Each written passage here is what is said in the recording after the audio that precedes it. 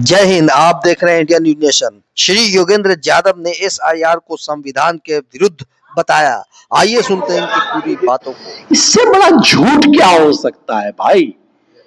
2002 में ऐसा कुछ नहीं हुआ। और जो सबसे इंपॉर्टेंट बात सुजाता ने पढ़ के बताई, चुनाव आयोग ने लिख कर कहा था, ये गाइडलाइंस हैं, पैरा नंबर 32, लिख के चुनाव आयोग ने कहा था, अपने जो एन्यूमरेटर गए थे 2002 में, क्या हुआ था, उस जमाने में बीएलओ नहीं होता था, एन्यूमरेटर कहते थे उसे। एन्यूमरेटर आपके घर आया, पूछा अच्छा आपके घर में 5 मेंबर का नाम वोटर लिस्ट पे है, पांचों हैं? नहीं, माताजी की डेथ हो गई है, चलो माताजी का नाम काट दिया। और कोई नहीं, ये लड़का अभी 18 साल का हो गया, चलो इसका नाम ऐड कर दिया, आपका सिग्नेचर ले लिया, बस खत्म हो गया। ये था 2002। और 2002 में इंस्ट्रक्शन था, क्लियर रिटन इंस्ट्रक्शन है इसमें, कि इन्वेस्टिगेटर को, एन्यूमरेटर को सिटीजनशिप की जांच नहीं करनी है। ये क्लियर इंस्ट्रक्शन में लिखा हुआ है। और आज क्या कर रहे हैं कि आपको सिटीजनशिप की जांच ही करनी है। ये सारा एसआईआर केवल और केवल सिटीजनशिप की जांच करने के लिए हो रहा है, जो कि इलेक्शन कमीशन खुद कहता था कि ये हमारा काम नहीं है। सुजाता ने बताया 1950 से लेके 2024 तक इलेक्शन कमीशन ने बार बार लिखा कि ये हमारा काम नहीं है। अगर होम मिनिस्ट्री कह देती है कि योगेंद्र यादव फॉरेनर है, उसका नाम काट देंगे हम, लेकिन फॉरेनर है या नहीं ये तय करना चुनाव आयोग का काम नहीं है। ये काम home ministry, government of India का है, अमित शाह का काम है। ये अमित शाह को अपना काम करना चाहिए ना ठीक ढंग से। तो और ये बात सुप्रीम कोर्ट में 1980s में बहुत इंपॉर्टेंट केस था, लाल बाबू हुसैन का, 1995 जी। उस केस में सुप्रीम कोर्ट ने बोला चुनाव आयोग को कि ये आपका काम नहीं है, सिटीजनशिप को चेक करना चुनाव आयोग का काम नहीं है। ये इस देश का आईन है, इस देश का सुप्रीम कोर्ट का जजमेंट है। और उसके बाद चुनाव आयोग ने 20 बार अपनी इंस्ट्रक्शन में लिखा है इस बात को कि ये हमारा काम नहीं है, हम नहीं करेंगे। ये कोई पुरानी चीज का दोहराव नहीं है, इट इज अनप्रेसिडेंटेड, ये अभूतपूर्व है। एसआईआर किसी भी पुरानी चीज का रेपिटेशन नहीं है, इट इज अनप्रेसिडेंटेड। पिछले 75 वर्ष में इस देश में कभी नहीं हुआ, वो हो रहा है। Number 2। Number 3, SIR voter list को सफाई करने का काम नहीं है। चुनाव आयोग बार बार कहता है वोटर लिस्ट में प्रॉब्लम है, हम उसको क्लीन अप कर रहे हैं। अच्छा भाई ठीक है, आप क्लीन अप कर रहे हो तो क्या करना चाहिए? सबसे पहला काम कि जो डुप्लीकेट नाम है उसको निकाल दो, होना चाहिए ना। क्लीन अप करने का सबसे पहला काम तो ये है, कंप्यूटर से पूछो कि योगेंद्र यादव सन ऑफ देवेंद्र यादव ये कितनी बार आता है? अच्छा 3 बार आ रहा है, जरा चेक करो वही फोटो है। अच्छा वही फोटो है, चलो इसका डिलीट करो, इससे पूछो। सिंपल चीज। चुनाव आयोग ये नहीं कर रहा है। हमने सुप्रीम कोर्ट में एविडेंस दिया, मैंने खुद खड़ा होकर सुप्रीम कोर्ट में एविडेंस दिया है कि बिहार की फाइनल वोटर लिस्ट में 5 लाख ऐसे नाम हैं जो कि डुप्लीकेट है। 5 लाख। सुप्रीम कोर्ट के सामने मैंने एविडेंस रखा कि बिहार के 75,000 ऐसे नाम हैं जो कि ब्लैंक हैं, नाम खाली, कुछ नहीं लिखा हुआ नाम के आगे, ब्लैंक। एब्सोल्युटली, मैंने कोर्ट में एविडेंस दिखाया उनको। 25,000 personal name and 57,000 parental name, blank, खाली। What Supreme Court said? Supreme court said बहुत बुरा है। उससे क्या होगा भाई, उसी पे इलेक्शन हुआ है। हमने ये भी साबित किया सुप्रीम कोर्ट में हलफनामा देके कि कोर्ट में दिखाने के बाद भी चेंज नहीं हुआ उस लिस्ट में 75,000 नेम्स। और मैंने सुप्रीम कोर्ट में दिखाया कि बिहार की वोटर लिस्ट किस भाषा में होगी, बिहार की वोटर लिस्ट में किस भाषा में लिखा होगा, हिंदी में ना। हिंदी में, उनके ओरिजिनल रिकॉर्ड में इंग्लिश में। बिहार की वोटर लिस्ट में कन्नड़ और तमिल भाषा में लिखे हुए नाम थे। मैंने दिखाए, सुप्रीम कोर्ट में दिखाए हैं। गलत बोलता तो मुझे अब तक जेल में कर देते। और इलेक्शन कमीशन ने अपने काउंटर एफिडेविट में एडमिट किया उन फैक्ट्स को। कन्नड़ और तमिल में लिखे हुए नाम है वहां, दिखाया मैंने कोर्ट में, हंसे वो लोग। और वो बदला नहीं, उसी के बेसिस पे इलेक्शन हुआ है बिहार में।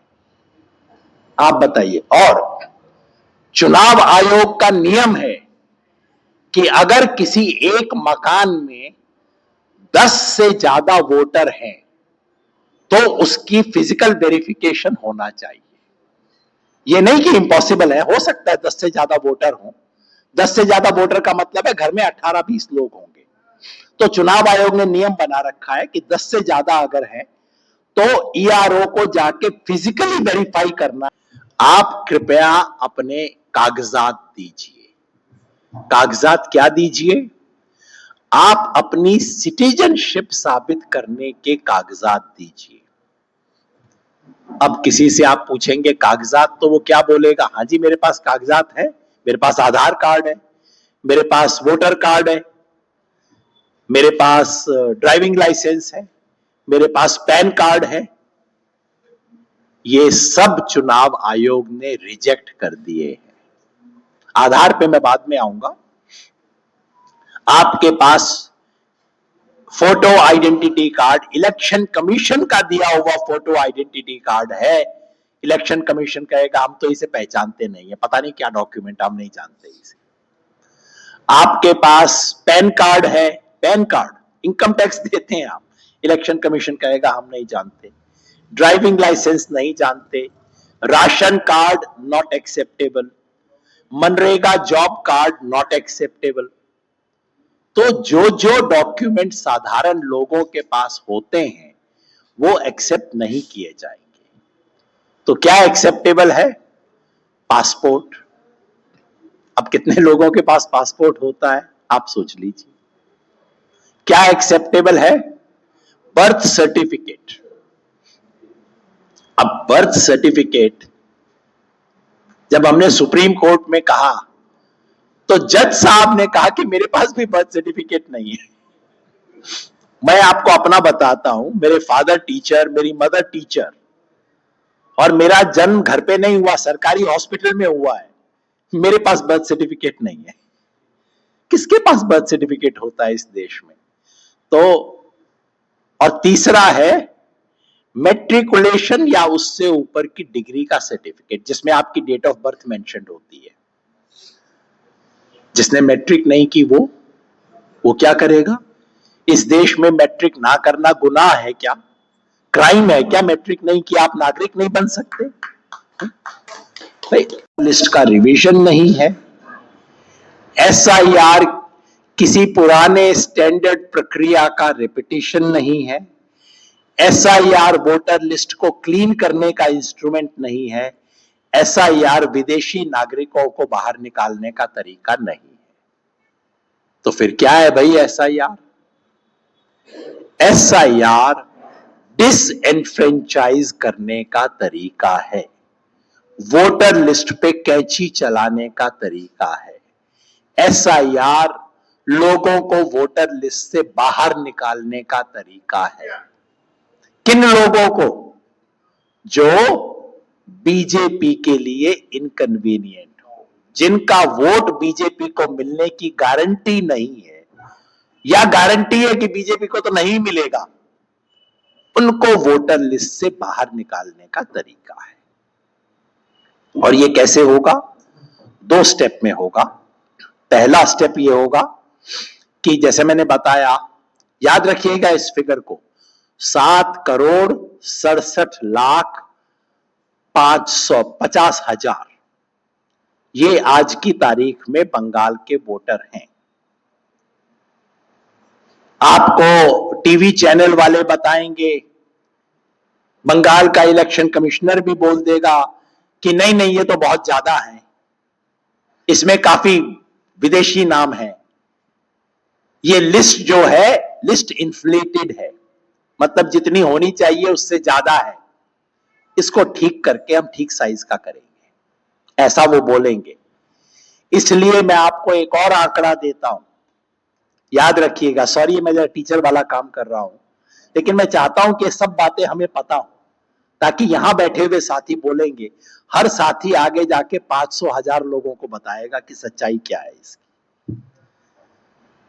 क्या बंगाल की जो लिस्ट है 7,67,00,000, is it an inflated list? Is it a correct list? Is it a deflated list? ये हमें कैसे पता लगे? बंगाल के जो वोटर हैं इतने ही होने चाहिए, इससे ज्यादा होने चाहिए, इससे कम होने चाहिए? इस पे खूब घमासान होगा बंगाल की टीवी चैनल पे। एसआई के आर के प्रति केंद्र सरकार का क्या मंशा है? जिस दिन से एसआईआर का आदेश आया है, मैं कह रहा हूं ये आदेश मूलतः बंगाल के लिए है। बिहार तो सिर्फ टेस्ट केस है, बंगाल के लिए है, क्योंकि एसआईआर कोई वोटर लिस्ट का रिवीजन नहीं है। एसआईआर वोटर लिस्ट को क्लीन करने के लिए नहीं है। एसआईआर कोई पुराने आदेश की पुनरावृत्ति नहीं है। एसआईआर विदेशियों को निकालने का तरीका भी नहीं है। एसआईआर का केवल और केवल एक उद्देश्य है, वोटर लिस्ट की छटाई करना, और छटाई उन लोगों की करना जो बीजेपी के पक्ष में वोट नहीं देते। और इसका मुख्य उद्देश्य है बंगाल, जहां एसआईआर के माध्यम से कोई 50 लाख 1 करोड़ वोट काटने का षड्यंत्र है। अब ये बंगाल को तय करना है, बंगाल के नौजवानों को तय करना है, बंगाल की जनता को तय करना है, बंगाल के पार्टियों को तय करना है कि क्या वो चुनाव आयोग के इस षड्यंत्र को, जो कि बीजेपी का षड्यंत्र है, चुनाव आयोग उसका काम कर रहा है, इस षड्यंत्र को कामयाब होने देंगे या कि इसे रोकेंगे। आज उसकी परीक्षा हो। क्या परामर्श देंगे सर बंगाल? क्योंकि एसआईआर असंवैधानिक है, गैर कानूनी है, अभूतपूर्व है, इस एसआईआर के विरुद्ध जन आंदोलन खड़ा करना, इस एसआईआर के विरुद्ध सड़क पे खड़ा होकर जनता को बताना जरूरी है। लेकिन साथ साथ इस प्रक्रिया, चूंकि ये कानूनी प्रक्रिया है और जब तक सुप्रीम कोर्ट इसे खारिज नहीं कर देता तब तक ये चीज होगी, इसलिए बंगाल के हर ग्राम में, हर पाड़ा में लोगों को तैयार करना, उनके फॉर्म भरवाना, और जिन लोगों का नाम अब तक नहीं था उनके नए फॉर्म भरवाना, ये दोनों काम एक साथ करने होंगे। एसआईआर को भी एक जन आंदोलन में बदलना होगा। सतर्क इस बात पे रहना पड़ेगा कि हमारे ग्राम में, हमारे पाड़ा में ऐसा कोई व्यक्ति ना हो जिसका एन्यूमरेशन फॉर्म ना भरा जाए। अगर वो गांव में नहीं है तो उसके परिवार का कोई व्यक्ति उसके लिए भर सकता है। सतर्क इस बात पे रहना होगा कि जब लोगों को नोटिस मिले तो जिन लोगों को नोटिस मिले वो अपने कागज ठीक से दाखिल कर पाए, उनका नोटिस हासिल किया जाए, उनका आदेश लिया जाए। सतर्क इस बात पे रहना होगा कि अगर कि किसी भी भारत के नागरिक का वोट वोटर लिस्ट से ना कटे, उसके बारे में सतर्क रहना होगा। सतर्क इस बात पे रहना होगा कि जो लोग 18 वर्ष के हो चुके हैं, जिनका नाम अब तक वोटर लिस्ट में नहीं था, उनका नाम डलवाया जाए और एसआईआर के दौरान डलवाया जाए। इस सब बातों पे सतर्क रहना होगा। सर हमारा एक सवाल है, हमें ऐसा लगता है कि ईवीएम की तरफ से ध्यान हटाने की कोशिश है। ये तमाम एसआईआर हो चाहे जो भी हो, ईवीएम तो अलग अलग सवाल है। हम लोग बात करेंगे दो अलग अलग सवाल हैं, दोनों ही मोर्चे पे काम करना पड़ेगा। SIR एक अलग सवाल है, उस सवाल पे तो काम करना ही पड़ेगा।